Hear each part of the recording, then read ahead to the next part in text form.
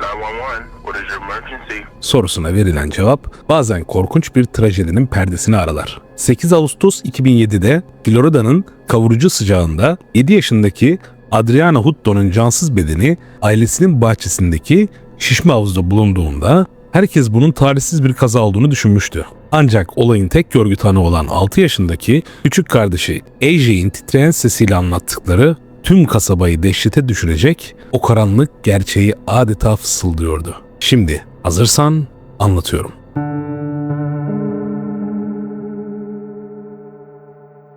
Florida'nın küçük bir kasabası olan Esto'da yaşayan 7 yaşındaki Adriana Hutto, annesi Amanda Lewis ve 6 yaşındaki erkek kardeşi AJ ile birlikte yaşıyordu. Adriana erken yaşlarından itibaren dikkat eksikliği ve hiperaktivite bozukluğundan muzdaripti. Bu durum onun sabit oturmasını ve beladan uzak durmasını zorlaştırıyordu. Amanda'nın anlattığına göre kızının davranışları nedeniyle onunla bağ kurmakta zorlanıyordu. Bir röportajında Amanda, Adriana'ya karşı sabrının olmadığını ve kıza küçük oğlundan daha sık sert çıktığını itiraf etti. AJ, kız kardeşinin tam tersiydi. Sakin ve sessizdi. Saatlerce kendi başına oynayabiliyordu. Adriana henüz 6 aylıkken annesi Amanda ulusal muhafızlarda görev yapmaya çağrıldı ve çocuğunu birkaç aylığına akrabalarına bırakmak zorunda kaldı. Amanda bu ayrılığı kızıyla arasında güçlü bir bağ oluşmasını engellediğine inanıyordu. Her ne kadar ilişkileri zamanla düzelse de Adriana ve annesi arasındaki gergin ilişkinin yanı sıra Lewis ailesinin başka sorunları da vardı. Okul personelinin çocukların hijyeni hakkında şikayetlerin ardından Çocuk ve Aile Bakanlığı evlerine haftalık ziyaretlere başladı. Bir sosyal hizmetler uzmanı Amanda'nın ebeveynlik yöntemlerini, özellikle de disiplin uygulamalarını tartıştı.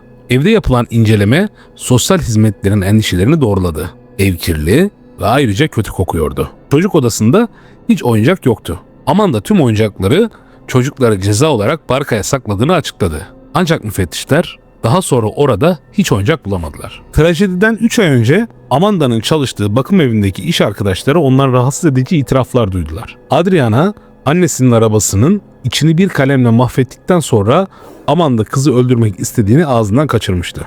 O sırada kimse bu sözleri ciddiye almadı ve sinirli bir kadının duyguları olarak geçiştirildi. Ancak sonraki olayların ışığında bu sözler uğursuz bir anlam kazandı. Hemşire yardımcısı olarak çalışan 27 yaşındaki Amanda Lewis gece vardiyasının ardından sabah 8'de eve dönüyordu. Bitkin bir halde kanepeye uzandı. Bu sırada çocukları 7 yaşındaki Adriana ve 6 yaşındaki AJ televizyona kilitlenmiş çizgi film izliyorlardı. Bu davanın gidişatını değiştiren şok edici detaylara geçmeden önce sizden bir ricam var. Arkadaşlar, aşağıda bulunan bir abone butonu var ve inanın bu hizmet tamamen tarafımızdan ücretsiz olarak sizlere tahsis edilmektedir. Devamından önce lütfen aşağıdan bir abone olup bana destek olmanızı bekliyorum. Şimdi o öğleden sonraya dönüyoruz. 12:30 ile 1 arasında uyanan Amanda küçük çocuklarını heyecanla buldu. Okul alışverişine gitmeden önce dışarıda oynamak için izin istediler. Evin arka bahçesinde yaklaşık 120 santimetre yüksekliğinde şişme bir havuz duruyordu. Amanda çocukları kendi gözetimi olmadan oraya yaklaşmalarını kesin bir dille emretmişti. Havuz merdivenini genellikle barakada kilitli tutuyordu. Anne mağazaya gitmeye hazırlanırken yıkanmış, çamaşırları asarken Adriana ve AJ dışarı çıktılar. Pencereden dışarı bakan Amanda, oğlunun küçük bir tarzan gibi ağaçlara tırmandığını gördü. Kızı ise hiçbir yerde görünmüyordu. Amanda buna pek önem vermedi. Çocuklarla genellikle kendi fantazi dünyalarında kayboluyorlardı. Ancak bir süre sonra bahçeye tekrar göz atan Amanda, AJ'in küçük kırmızı bir vagonun üzerinde dururken havuzda bir şey uzanmaya çalıştığını gördü. Havuza koştu. Vardığında korkunç bir manzara gördü. 7 yaşındaki kızı yüzüstü suyun üzerinde yüzüyordu. Vücudu morarmış, burnundan ve ağzından su geliyordu. Amanda 911'i aradı ve What's wrong, ma'am? My daughter fell in the pool and she's not breathing. And she's not breathing? How old is she? She's 7 years old. All right, hang on just a second, ma'am. Oh, God. Her lips are purple. What do? Water's just coming out of her nose. Please hurry. Ancak operatör onu suni teneffüs talimatları için sağlık görevlilerine bağladığında kadın onların tavsiyelerini duymuyor gibiydi. Çocuğu ölmeden önce acele etmediği için telefona çığlıklar atıyor. Olay yerine ilk varan itfaiye şefi Charles Corcoran oldu. Evin arka bahçesinde Amanda Lewis'i 7 yaşındaki kızının cesedinin yanında diz çökmüş, ona yapay solunum yapmaya çalışırken gördü. Adam görevi devraldı. Adriana'nın vücudu hala sıcaktı ama nabzı bir kayboluyor, bir geliyordu. Kız helikopter ambulansla Bay Medical Center'a kaldırıldı. ve burada bir doktor ekibi 1 saatten fazla onun hayatı için savaştılar. Ancak 17.05'te Adriana'nın öldüğü ilan edildi.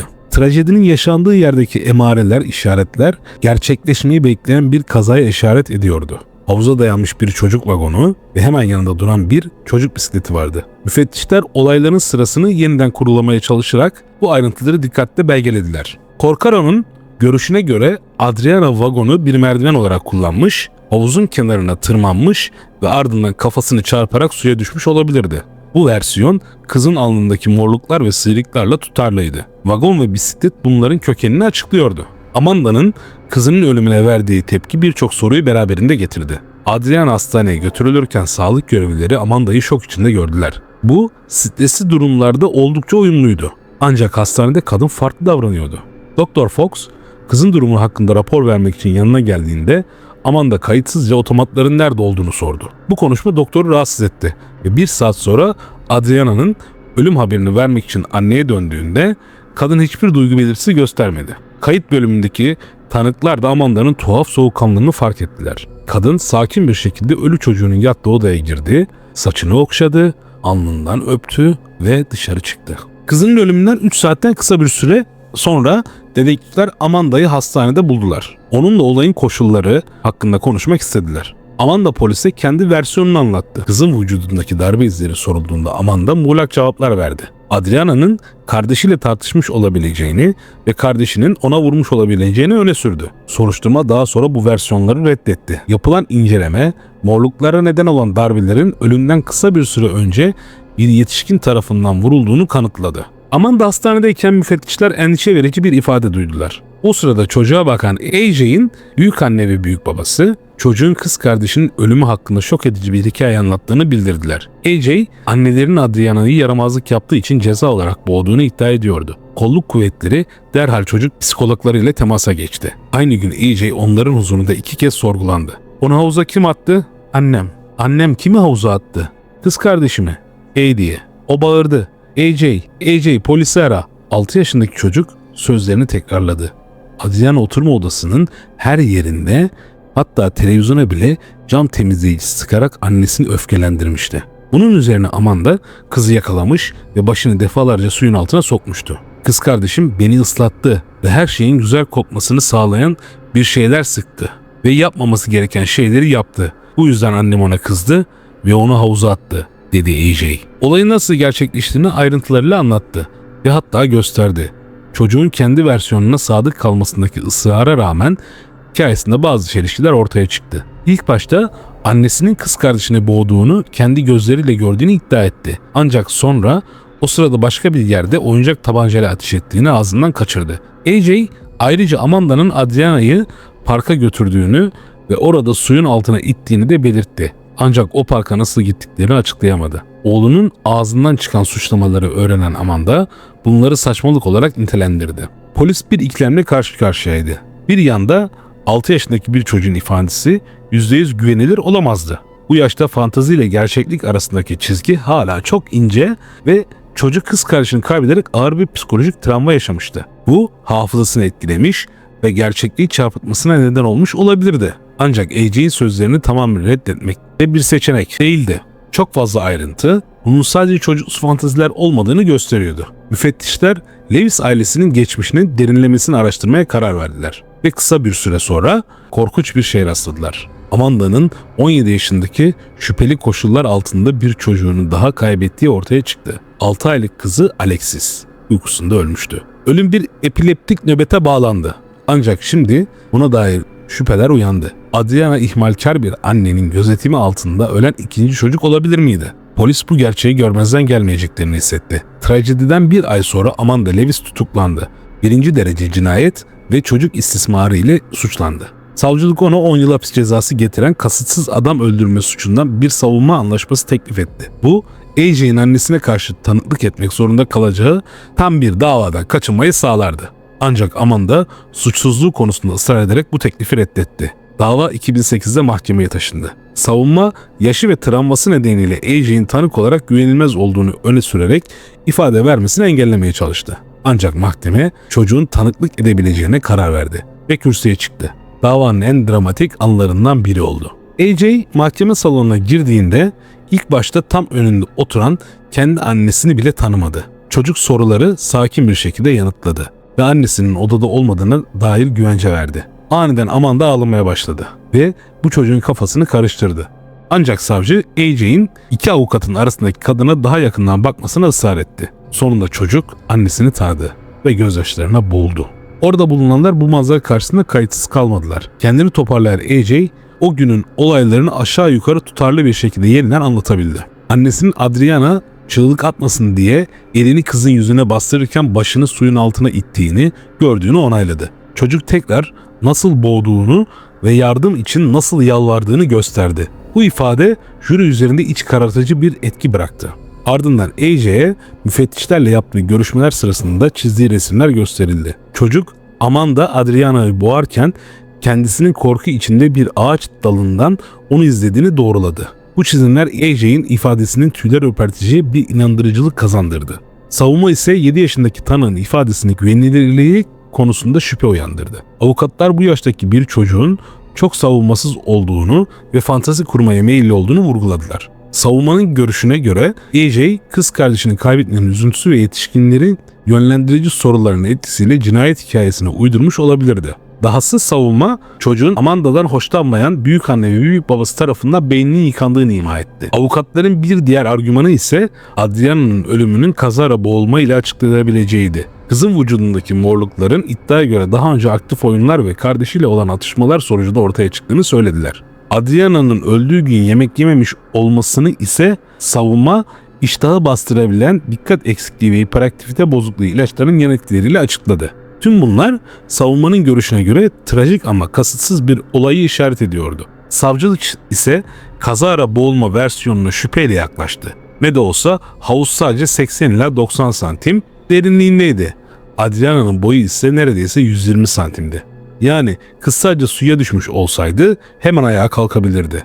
Boğulmuş olması çocuğun kasten ve uzun süre havuzda tutulduğunu gösteriyordu. Savcılık ayrıca jürinin dikkatini Amanda'nın çocuklarına karşı ihmalkar tutumuna çekti. Savcılar onlara sosyal hizmetleri, sürekli ziyaretlerini, evde oyuncak eksikliğini ve çarşaf gibi temel olanakların olduğunu hatırlattı. Ayrıca kızını yeni kaybetmiş bir annenin duygu eksikliğinden bahsettiler. Tüm bunlar savcılara göre Amanda'nın duygusuzluğuna ve potansiyel cinayet kapasitesine tanıklık ediyordu.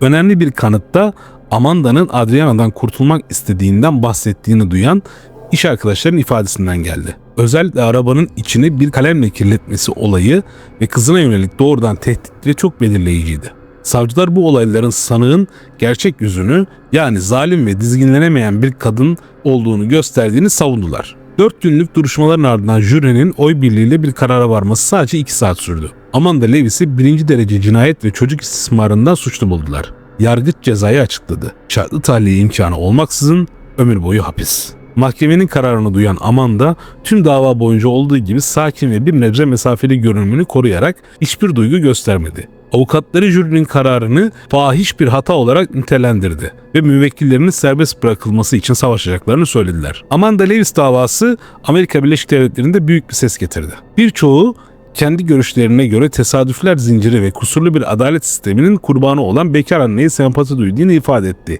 Diğerleri ise trajediyi zihinsel olarak dengesiz antisosyal ebeveynler tarafından büyütülen çocukların her zaman tehlikede olduğunun bir kanıtı olarak gördü. Tartışmalar özellikle AJ figürü etrafında yoğunlaştı. Birçok kişi bir kadının kaderinin 7 yaşındaki bir çocuğun sözlerine dayanarak belirlenmesine öfkelendi. Bu yaştaki bir çocuğun yetişkinlerden gelen yönlendirici sorular ve aşırı baskı ile kolayca yönlendirebileceğine dair ifadeler vardı. Ebeveynler, müfettişler, savcılar AJ'in anılarını çarpıtmış ve ona olayları taraflı bir resmine empoze etmiş olabilirlerdi. Kararın destekçileri ise çocuğun ifadesinin Amanda Lewis'in suçuna dair tek kanıt olmaktan çok uzak olduğunu hatırlattılar. AJ'in beyanları sadece genel bağlama uyuyordu. Annenin çocuklarına karşı ilgisizliği, dengesiz psikolojisi ve Adriana hakkındaki uğursuz imaları, ayrıca ölen kişinin vücudunda çocuğun tarif ettiği şiddet tablosuyla eşleşen morluklar vardı. 2010 yılında Amanda karara karşı temyiz başvurusunda bulundu ancak kaybetti.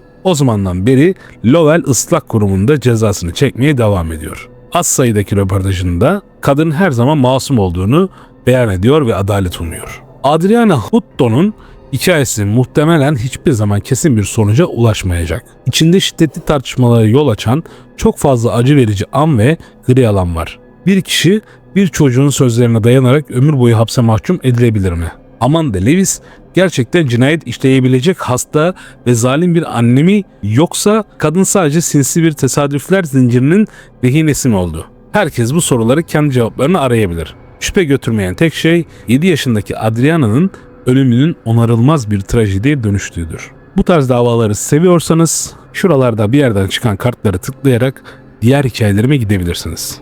Kanalıma abone olmayı, yorum yapmayı ve bana destek olmayı unutmayın. Kanaldaki her şeyi tek başıma yapıyorum. O yüzden desteklerinizi lütfen esirgemeyin. Eyvallah.